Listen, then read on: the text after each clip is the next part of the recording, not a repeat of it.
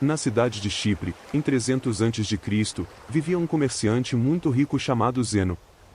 Durante uma viagem de Fenícia a Pireu, seu barco afundou, juntamente com toda a sua carga. Por causa desse único evento esse que estava completamente fora do controle de Zeno ou de qualquer pessoa, esse homem muito rico se tornou pobre instantaneamente. Como você se sentiria vendo toda a sua vida ser engolida pelas forças da natureza? Você pensaria que a vida te sacaneou? Para a maioria de nós, essas seriam reações normais, mas não para Zeno, o pai do estoicismo. Uma pequena mudança dura uma eternidade, e uma pequena reestruturação da sua mentalidade pode desencadear mudanças maiores e mais impactantes mais adiante. O cerne do estoicismo é a própria definição de aceitação e indiferença. Depois de ler os trabalhos de Sócrates e outros grandes filósofos, Zeno criou e ensinou o estoicismo. Segundo Zeno, embora não tenhamos muito controle sobre o que nos acontece, temos controle sobre como isso nos afeta, e devemos usar esse controle de forma eficaz. Em vez de chorar pelo leite derramado, ou neste caso, pelos bens afogados, Zeno concentrou-se em manter a compostura diante da situação, permanecendo calmo e neutro. Hoje, as pessoas inadvertidamente veem os estoicos como pessoas que não podem ser quebradas, pessoas que não se entregam a extremos emocionais, como acessos de raiva ou crises de ansiedade. Mas a ideia original por trás do estoicismo era muito mais do que isso. O estoicismo era uma forma de ver, descrever e entender o mundo. Era um modo de vida que tem perdurado por séculos. A filosofia estoica pode ser aplicada às situações de hoje da mesma forma que foi aplicada milhares de anos atrás, e seus benefícios são igualmente impactantes. O estoicismo nos permite processar essas emoções negativas provenientes de experiências negativas e transformá-las em pensamentos que nos proporcionam uma perspectiva única do mundo. A perspectiva é tudo, e todos no mundo têm experiências diferentes e, portanto, perspectivas diferentes das coisas. Como os estoicos se reuniam, discutiam e ensinavam filosofia em locais públicos, sua filosofia geral era amplamente conhecida. Eles acreditavam que os princípios estoicos poderiam beneficiar grandemente qualquer pessoa, e não fazia sentido esconder esse conhecimento atrás das quatro paredes de uma escola ou dos pátios do palácio. Como resultado, todos podiam aprender e se tornar estoicos, e alguns dos estoicos mais notáveis do mundo incluem Epicteto, cujo nome se traduz como é adquirido, pois ele adquiriu sua filosofia estoica de outro filósofo chamado Musonio Rufo. Outro estoico famoso foi o imperador romano Marco Aurélio, conhecido por seus escritos filosóficos pessoais chamados Meditações. Sêneca, um renomado estadista, e Marco Aurélio, um imperador romano e um dos homens mais poderosos que já viveram. Os primeiros estoicos praticavam o que pregavam, liderando a luta contra a desigualdade. Eles até inventaram a palavra cosmopolita, que literalmente significa cidadão do mundo. Quando as pessoas ouvem essa palavra agora, pensamos em cidades como Nova York, Toronto, Dubai e Londres por causa de sua diversidade. Essa era a unidade e a coletividade que os estoicos pregavam. Então, por que tantas pessoas adotam o estoicismo como um modo de vida? Em um mundo cheio de reviravoltas inesperadas, nossas emoções tendem a atrapalhar as coisas. Na realidade, não ficamos tristes porque coisas ruins acontecem conosco, ficamos tristes porque coisas ruins inesperadas acontecem conosco. A chuva é uma coisa boa. Ela ajuda a regar nossas plantas, fornece água para o gado e mantém a temperatura fresca e úmida. Mas a verdade é que, quando aquela nuvem escura nos pega desprevenidos sem um guarda-chuva, nunca é uma boa experiência. Então, por que não começamos a chorar quando começa a chover? É porque, embora a situação seja ruim, aprendemos a esperar pela chuva. É algo inevitável, não podemos controlar o clima, e embora seja chato, a chuva passa e a luz retorna. O estoicismo nos ensina que, da mesma forma, devemos esperar que tudo de ruim que possa acontecer, aconteça, e que devemos nos preparar mentalmente para enfrentar essas adversidades com calma e aceitação. Um dos exercícios estoicos é conhecido como o desconforto voluntário, um exercício com o objetivo de aumentar os sentimentos de gratidão. Dormir no chão da cozinha, tomar banhos frios quando normalmente tomamos banhos quentes, comer apenas batatas por alguns dias, coisas assim. Esse exercício ajuda a entender que, não importa o quão difícil fique, você ainda sobreviverá e potencialmente prosperará se tiver a mentalidade correta. Ao ser capaz de suportar essas situações desconfortáveis, preparamos indiretamente nossa mente para futuras adversidades. Com o estado atual do mundo, onde a publicidade é constantemente empurrada goela abaixo, somos levados a acreditar que, se não tivermos a próxima melhor coisa, não tivermos uma aparência específica ou não ganharmos uma certa quantia de dinheiro, nunca seremos felizes. Essa mensagem é importante agora mais do que nunca. Entramos no mundo sem saber muita coisa. Crescemos sendo ensinados em casa, na escola e observando o mundo por nós mesmos. O problema é que muitas vezes essas três fontes de conhecimento nos ensinam de maneiras diferentes. A questão é, precisamos internalizar todo esse conhecimento? Se o fizermos, podemos estar estabelecendo expectativas irrealistas para nossas vidas, o que nos deixa, em última análise, desapontados e insatisfeitos no final. Essa não é uma forma adequada de viver. Em vez disso, devemos nos concentrar em melhorar a nós mesmos, devemos fazer as coisas por nós mesmos e apenas por essa razão.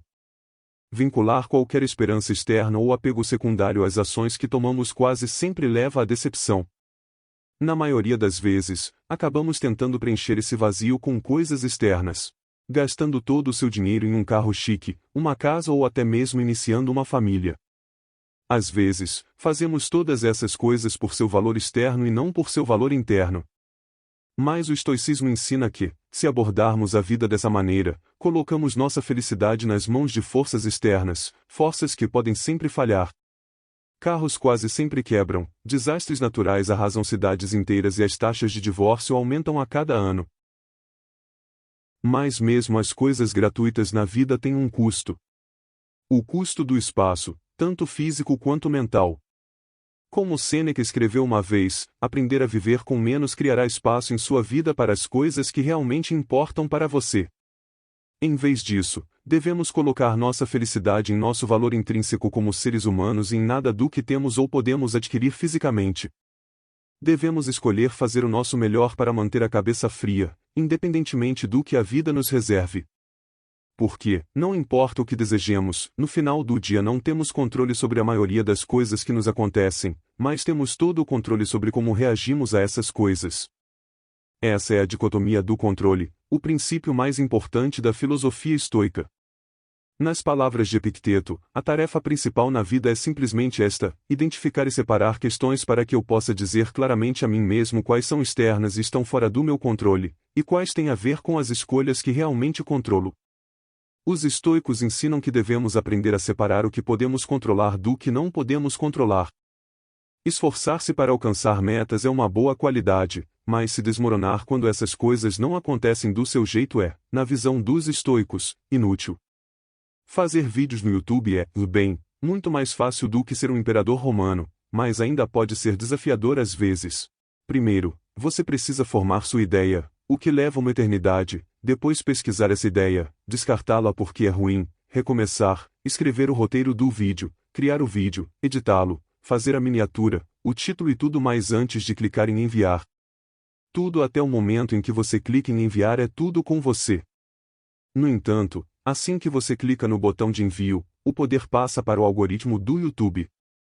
Ainda assim, muitas pessoas julgam o sucesso de seu canal no YouTube ou conta no Instagram com base em quantas visualizações, assinantes ou seguidores eles têm, métricas que, em sua maioria, estão além do seu controle.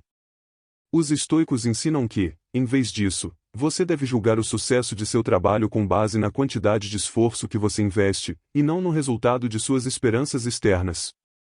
Confie no processo.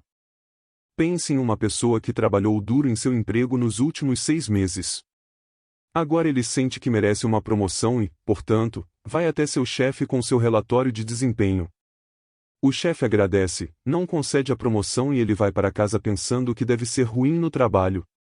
Ele não considera que o chefe pode simplesmente ter acordado irritado, que outra pessoa poderia estar mais qualificada naquele momento ou talvez a empresa estivesse simplesmente perdendo dinheiro e não pudesse arcar com isso.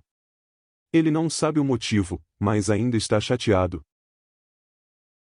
Se ele simplesmente colocasse seu valor na qualidade do relatório de desempenho que entregou, continuasse fazendo o que estava fazendo para conquistar a promoção que desejava, ele poderia ter sido muito mais feliz no geral.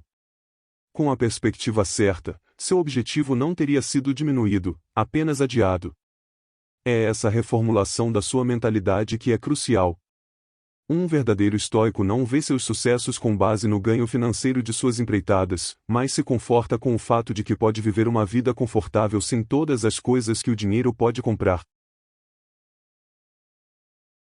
Existem 4 virtudes principais do estoicismo: sabedoria, coragem, temperança e justiça.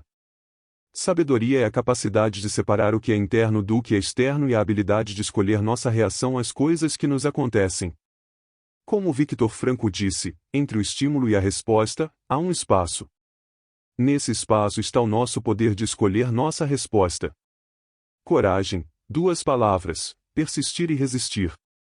Temperança, ou moderação, é o que acabei de fazer mais com menos, dizer mais com menos palavras. Enquanto Jeff Bezos e Elon Musk estão brigando no topo da lista da Forbes, os estoicos acreditam que o limite da riqueza deve ser simplesmente ter o que é essencial e então ter o suficiente. Justiça é a mais importante de todas as virtudes. Ela instrui que ninguém deve fazer mal a outro. Porque todos nós nascemos uns para os outros, para fazer o bem uns aos outros, e não a nós mesmos. Nelson Mandela foi um dos líderes africanos mais famosos do mundo. Enquanto lutava contra o apartheid, ele foi condenado à prisão perpétua, onde ficou por 27 anos antes de finalmente ser libertado. Quando foi libertado da prisão, ele foi eleito presidente da África do Sul e muitas pessoas pensaram que ele iria punir brutalmente todas as pessoas que tivessem alguma relação com o apartheid ou sua prisão, mas é claro que ele não o fez. Durante seu tempo na prisão, Mandela leu as obras de Marcus Aurelius e aprendeu muitos dos valores centrais do estoicismo, todos os quais ele praticou ao longo de sua vida. Em vez de pedir a cabeça dos infratores, Nelson Mandela instou seu povo a buscar o oposto: relaxar e reconstruir. Ele enfatizou que o passado estava além do controle deles agora, e que a única coisa que eles podiam fazer era encontrar uma maneira de avançar e construir uma nação melhor. Esse é o caminho do estoico. Na medicina moderna, o estoicismo está no cerne de procedimentos como a terapia comportamental racional emotiva e a logoterapia. A TREC ajuda os pacientes a identificar padrões de pensamento negativos que podem estar causando problemas emocionais e comportamentais.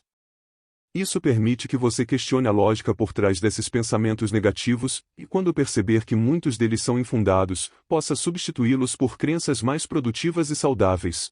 Por outro lado, a logoterapia é baseada no princípio estoico de que os seres humanos são impulsionados por um propósito. Mesmo nas situações mais sombrias, podemos preencher nossas vidas com significado e felicidade simplesmente descobrindo qual é esse propósito. Como muitos de nós sabemos, no entanto, isso é mais fácil falar do que fazer. É um processo, assim como tudo mais. Precisamos reprogramar a maneira como pensamos. Fora com o antigo, dentro com o novo. Para resolver nossos problemas com a felicidade, devemos praticar o autovalor. Ao redirecionar nossa definição de valor para as coisas que podemos controlar, podemos parar de nos fixar nas coisas que não podemos controlar e, no geral, levar uma vida muito mais feliz e gratificante. O estoicismo nos ajuda a navegar por tempestades passadas e presentes em direção a águas mais calmas e pacíficas.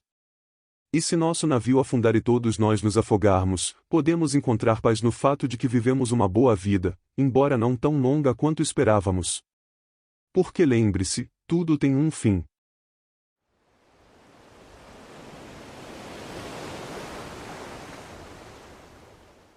Eu sou a Éter.